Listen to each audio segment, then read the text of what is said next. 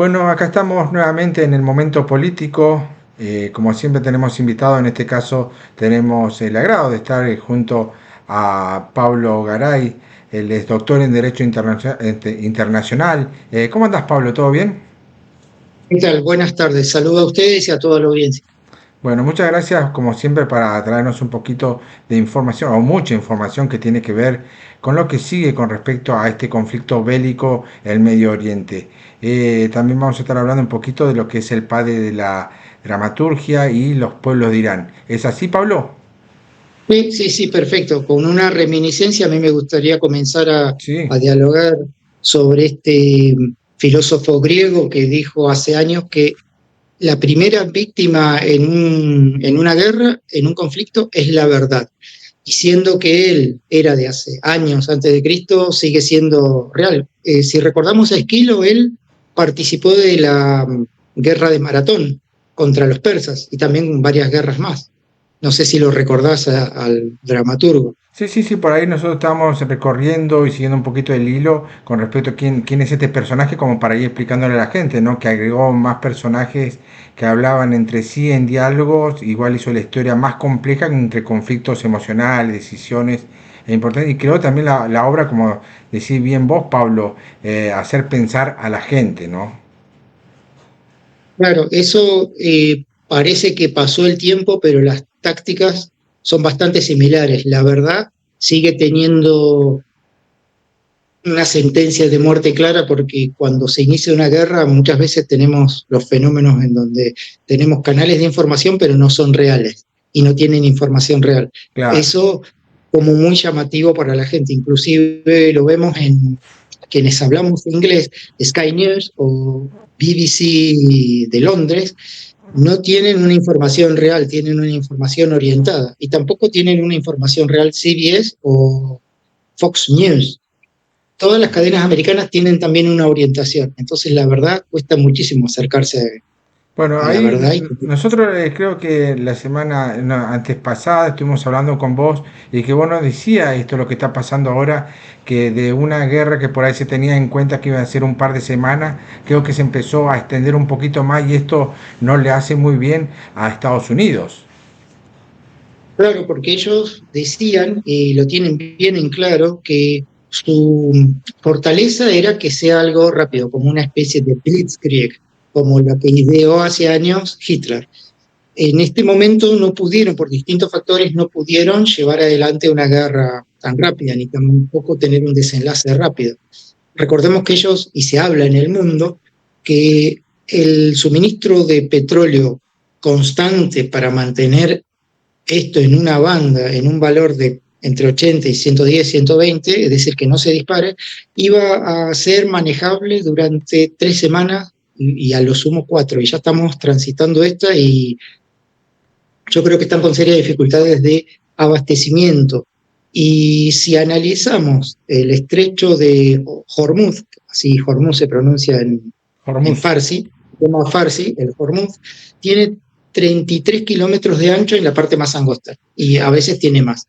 Y la cuestión es que nadie analiza la batimetría, que es el fondo del mar y es una carta náutica que se establece con ciertas mediciones para ver qué profundidad tiene. En algunos lugares de ese gran Golfo Pérsico llega a 200 metros, pero en algunos otros llega a 60, 70 y a veces 100. Es decir, que para pasar por ese estrecho de Hormuz es muy estrecho y tiene canales muy marcados y es muy fácil de controlar esos canales. Por eso Irán sabe que esos canales son cruciales para los grandes cargueros y los controla. Por otro lado, estamos dentro de lo que estuve analizando este último tiempo con información que data de 1980, también del 2002, también de 1991. Recordamos las palabras de Donald Rumsfeld y también de Colin Powell, que ellos en el 2003 ya tenían cierto rango, pero en 1991 también era parte del gobierno norteamericano, con Bush padre. Y ellos decían que esto llegaron en algo que fue una decisión de Naciones Unidas, que fue una resolución que hubo, que llegó a un acatamiento de 30 países acompañando a Estados Unidos. Estados Unidos llevó adelante la gran campaña del desierto, pero no fueron solos, fueron con 30 países acompañantes.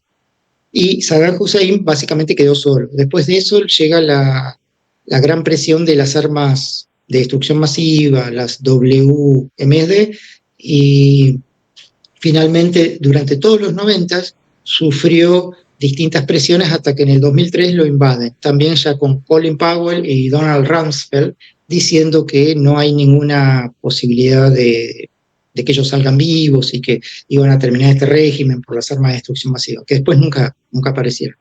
Estamos viendo algo similar, pero hay una cuestión llamativa. Irán está solo, sabemos que no tuvo acompañamiento en lo bélico, tuvo algún trato militar con China, algún trato militar con Rusia, pero no tuvo el ejército ruso ni tampoco el ejército chino ayudándolo, ni tampoco los grandes transatlánticos, no tuvo realmente un apoyo. Pero de parte de Estados Unidos no tiene aliados que lo acompañen. Lo dijo Gran Bretaña, pero lo dijo a última hora, y ellos rechazaron una oferta de un solo portaaviones, porque era lo único que ofrecía Gran Bretaña, un solo portaaviones. Después tuvo la cuestión de Francia, que tampoco dio señales claras. Entonces Estados Unidos está en una posición que no es tan ventajosa como la del 2003. Tiene mucho poderío militar, pero le falta en la geopolítica tener aliados, por lo que vemos. Entonces esto, al no tener una resolución clara y una fuerza clara para definir, creo que va a ser un conflicto que no lo va a poder resolver en poco tiempo. ¿Por qué siempre se mezcla lo que vendría siendo la parte religiosa, territorial? Se habla de Irán como en los comienzos como persa, después le cede un lugar a Israel y Israel se quiere quedar con la parte territorial. ¿Y qué influye Estados Unidos? ¿Por qué está en esta guerra? ¿Qué quiere como interés Estados Unidos? ¿Por qué aparece como un actor principal? Y Estados Unidos siempre tuvo gran influencia en esa zona por la zona petrolera, porque recordemos que por la formación geológica de la Tierra, los lugares como Kuwait, Irak y gran parte de Irán son grandes abastecedores de petróleo, productores. La isla de Har es un lugar en donde es un hub de concentración, como si fueran en la zona sur, en Comodoro Rivadavia, un Termap. Es en pequeño, pero ellos tienen una isla totalmente dedicada a eso. Y la gran cuestión es que los pueblos no eran pueblos unidos. Si analizamos los imperios, como el imperio persa, que empezó en el 500 a.C., los sasánidas, son imperios que llevaron años en consolidarse y después, solo con una mano muy dura de un líder muy fuerte, pudieron sostenerse y después se fueron desmembrando.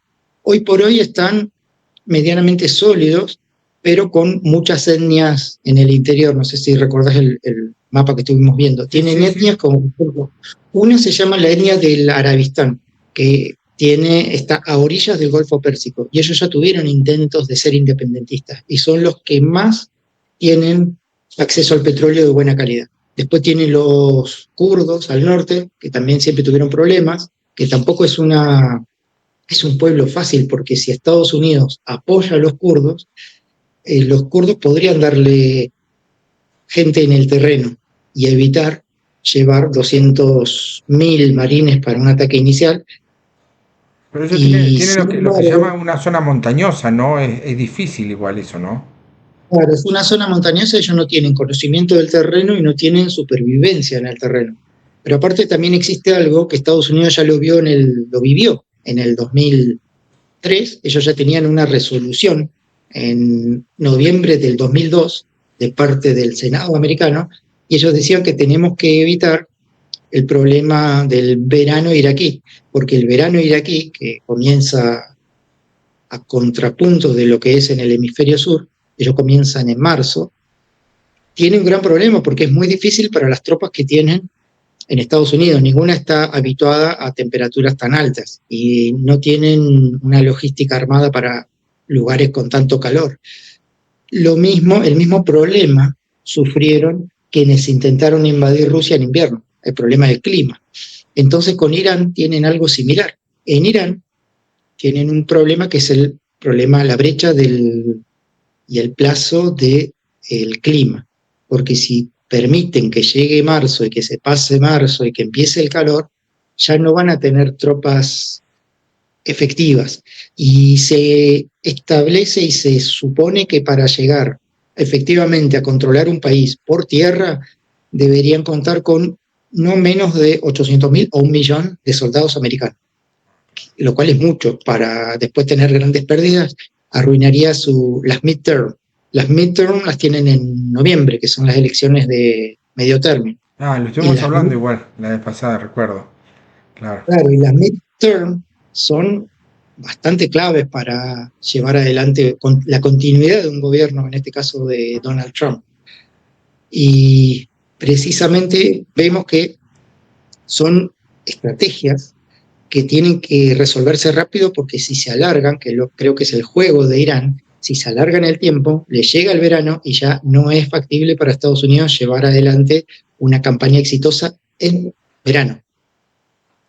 ¿Qué se tiene previsto de acá a la continuidad de este conflicto bélico en Medio Oriente, Pablo? Yo creo que esta tregua de 5 días fue para negociar con la cúpula, buscar que lo derroquen, hacer como una nueva revolución Tamarot. Tamarot en el idioma árabe significa jóvenes revolucionarios. Es parte del idioma árabe, se llama Tamarot. El Tamarot sería buscar una revolución interna y que dure unas 2 o 3 semanas para que no les llegue el gran problema del verano árabe, con la gran zona montañosa, tiene muchos problemas de sismos, si hay sismos que destruyeron gran parte de muchos monumentos que tuvieron, inclusive tienen distintas etnias, y si lo logran, lo van a hacer, pero con alguien que es especialista en dividir etnias, que no son ellos, es Gran Bretaña, porque Gran Bretaña se dice que la marca del MI6, que es el cuerpo de inteligencia de Gran Bretaña y además el Foreign Office de Gran Bretaña, ellos son especialistas en partir países y separar en 2, en 3, o en 4, o en 5, o en 6, como hicieron con Yugoslavia en su momento, o como hicieron con el Sykes-Picot, que fue un tratado de hace años que dividió Medio Oriente. Sería la única solución factible dentro del poco tiempo, antes que llegue el verano de esta zona de Irán, el verano. Está claro, Pablo, lo que decís, pero recién fuera de aire, podríamos decir, estamos hablando, uno de los problemas que está efectivamente impactando en el mundo, se puede decir, y tiene que ver con el precio del petróleo. ¿Cómo se va a negociar eso para que baje nuevamente y que no impacte a la economía a nivel global? Porque es lo que está pasando ahora último.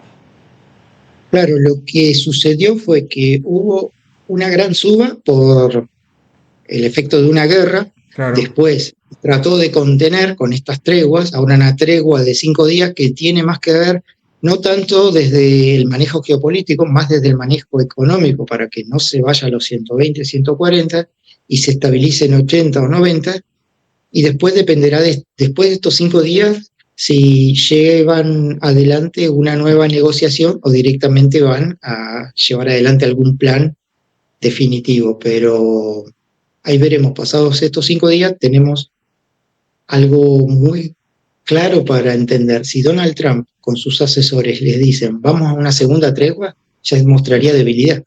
Eso no pasaría entonces. Claro, mostraría debilidad y tendríamos que verlo. Si lo vemos, ya va a ser una debilidad de Estados Unidos y una fortaleza de Irán. Porque como dicen muchos analistas, Irán sabe que tiene poquísimo poder comparado con un monstruo como Estados Unidos, pero Claro. su única herramienta es destruir y tratar de alargar esto. Muchas veces se dice que una victoria lleva a que caiga el enemigo y después el ganador caiga exhausto arriba. Es decir, que ninguno de los dos sale bien. Hablando económicamente, ¿no? Porque eso es lo que Sí, conlleva la guerra. Y ahí, hablando un poquito de todo, nos estabas mostrando recién un libro que estabas leyendo que por ahí no se conseguía acá y tenía que ver, que a ver, mostrame el primer libro que mostraste de Saddam. Es importante que por ahí la gente por ahí recomendarlo para que lo lean y profundicen un poquito más en estos países que por ahí uno lo conoce muy por encima y que vos puedas darnos ahí un resumen o una reseña de qué se trata el libro y por qué es importante por ahí que uno lo tenga en cuenta a la hora de buscarlo, comprarlo y leerlo a la vez. Sí, en realidad el libro tiene que ver con, y habla desde 1991, los grandes problemas que tuvieron desde los 80 también, 1991 en adelante, y después la invasión desde el 2003, cuando tuvieron los grandes problemas de tener que sufrir y soportar esa, ese, esa presión y esas inspecciones que muchas veces eran inspecciones ficticias, pero buscaban eh, desencadenar una invasión. Es más, tampoco fue fácil porque ellos tuvieron esa presión desde 1991, cuando termina la guerra y se produce la capitulación, que Saddam Hussein no lo considera capitulación, ellos consideran que se retiraron por motu propio. Ellos consideran que de Kuwait se retiraron porque ellos deseaban, porque tampoco Estados Unidos tuvo fortaleza ni tampoco aliados para invadir Bagdad, porque muchos, los 30, los 30 países que los acompañaron en Kuwait, dijeron hasta Kuwait, hasta la línea de Rumaila, que es la línea del límite, hasta Kuwait acompañamos. Después de ahí, hacia adentro, hacia Bagdad, no acompañamos. Entonces Estados Unidos se quedó solo. Por eso Saddam Hussein dice, la batalla se produjo en Kuwait, no hay problema. Nos retiramos y se quedó, y esto le llevó desde el 1991 hasta el 2001 fueron inspecciones. Después empezaron a diagramar y organizar el tema del 2003, la invasión, y muchos dicen, analistas norteamericanos dicen que, y que analizan la política estadounidense, dicen que precisamente eran buenos analistas. Rumsfeld, Colin Powell, Condoleezza Rice, que era parte del gabinete, eran muy buenos analistas y muy buenos asesores, pero la cuestión clave es que ellos estaban atrasados 10 años en el tiempo, porque ellos buscaban con políticas viejas llevar adelante una guerra básicamente en el siglo, sí, ya iniciando el siglo XXI. Claro. Ya estábamos en el siglo XXI. Entonces ahora estamos viendo algo similar. Quizás Donald Trump tiene un gran liderazgo, sabe muchísimo de no perder dinero, porque algo que es clave para Donald Trump es no perder dólares. Exacto. Su fijación son los dólares. Donde hay dólares para ganar, está perfecto. Donde se empiezan a perder dólares, está muy mal. Es decir, que él es excelente en los negocios, pero quizás en la geopolítica le falta que tenga buenos asesores y buenas decisiones, porque todo el plantel que viene de arrastre es un plantel que lleva años con técnicas básicamente del siglo XX. Entonces, van a encontrar una gran dificultad con un país que además es el creador del ajedrez, el Imperio Persa. Bueno, Claro. se creó en la India, pero lo terminó de organizar Irán, el país, el Imperio Persa. Ahí se terminó de organizar el ajedrez. Un dato Es decir importante. que, dato importante, si hablamos de quién sabe pensar y quién sabe hacer jugadas estratégicas, me parece que Irán sabe mucho más de eso que Estados Unidos. Ahora, Pablo, decinos qué nos depara, cómo se va configurando este conflicto, qué nos depara la semana que viene o esta semana, qué va a pasar. Bueno, como la tregua quedó por 5 días, vamos a tener de lunes a viernes una tranquilidad momentánea. Contando desde hoy, ¿no? Contando desde hoy, Pablo, ¿no? Contando desde hoy. Vamos a tener hasta el viernes una tranquilidad momentánea en el precio del barril de petróleo. Uh-huh. Vamos a tener una tranquilidad momentánea en el gas, porque también hay algo muy importante que tenemos que considerar y entender. El precio del gas también se va a disparar, porque el precio del gas, el 21% del gas del mundo también transita por ese estrecho de Hormuz. Claro. Y lo que es Omán y Yemen fueron lugares que también fueron desatendidos por Gran Bretaña cuando ellos dividen esto de las etnias, y también hay rebeldes que fueron en parte apoyados por Irán. Entonces el gas que sale por esos puertos también, que tienen un poquito de vía de escape, también va a ser un elemento que va a sufrir. Y en el hemisferio sur se utiliza mucho gas. Argentina llegó a considerar y compró mucho tiempo gas. Y otros países necesitan gas. Y va a ser otro elemento que va a generar más a esta crisis. Bueno. 5 días de calma y después veremos si avanzan con los kurdos, que va a traer otro problema de 10 años más. Porque si avanzan con los kurdos, Claro, si negocian con los kurdos y dicen les vamos a dar armas a los kurdos y ustedes van a hacer nuestras ayudas en tierra para no gastar tanto, desperdiciar tantos soldados americanos, va a estar perfecto para ganarle a Irán, como hicieron con Saddam Hussein, pero no va a ser una cuestión de un mes, les va a devorar 2 años, o un poco más, porque es más grande que Irak, o un poco más, 3 años, desmembrar todo eso. Y después van a tener un problema que va a durar 10 años, que va a ser, ahora los kurdos van a decir lo siguiente: nos dieron armas, nos dieron de todo y nos dieron un gran apoyo y nos dieron hasta básicamente armamento pesado y básicamente un país. Pero ahora nuestros enemigos históricos fue Turquía. Ahora el problema va a ser con Turquía. ¿Y Turquía a quién va a culpar? ¿A quién va a culpar Turquía? En ese momento, Irak era la cuarta potencia en el mundo en armamento. Hoy se dice que la tercer potencia es Turquía, por todo lo que se armó. mira. Entonces, ¿a quién va a culpar Turquía? ¿Lo va a tener de enemigo a Estados Unidos o de amigo? Y Lo eso, van a hacer responsable por los kurdos, por su gran problema kurdo. Es decir, que es un problema futuro. bueno, entonces seguimos entonces nosotros viendo qué va a pasar esta semana. Seguramente que la semana que viene te vamos a tener que llamar para que nos vayas Sí, informando y actualizando de los diferentes temas que están pasando en este conflicto, que todos estamos muy atentos. Muchos por ahí desconocen a fondo y bueno, vos sos un especialista en lo que vendría siendo derecho internacional, por eso nosotros recurrimos a vos para informarnos, Pablo. sí, inclusive Rusia, que acá Mira, estoy terminando este libro muy en bueno. castellano, los pocos que estoy leyendo en Sí, castellano, sí. este, se explica mucho el tema de Rusia, que Rusia se dice que es el gran ganador, porque el gran ganador no es el que está en un conflicto, es el que está fuera, así dicen los chinos, es el que está fuera del conflicto y ve cómo se pelean los demás, cómo pierden fuerza los demás. Claro, se van En ese debilitando, ¿no? Claro, cómo se debilitan los demás. En ese rol está Rusia, que además es un productor nato de gas y de petróleo. Y si el gas subió y el petróleo subió, Rusia está con un gran tema de el famoso déficit que se conoce en Argentina. El déficit ya lo está resolviendo por los grandes precios de sus ventas. Claro, Entonces fue un gran beneficio para Rusia. claro, sí, más demanda para ellos. Es una estrategia también, sé que es geopolítica igual que está utilizando. Y le está saliendo bien.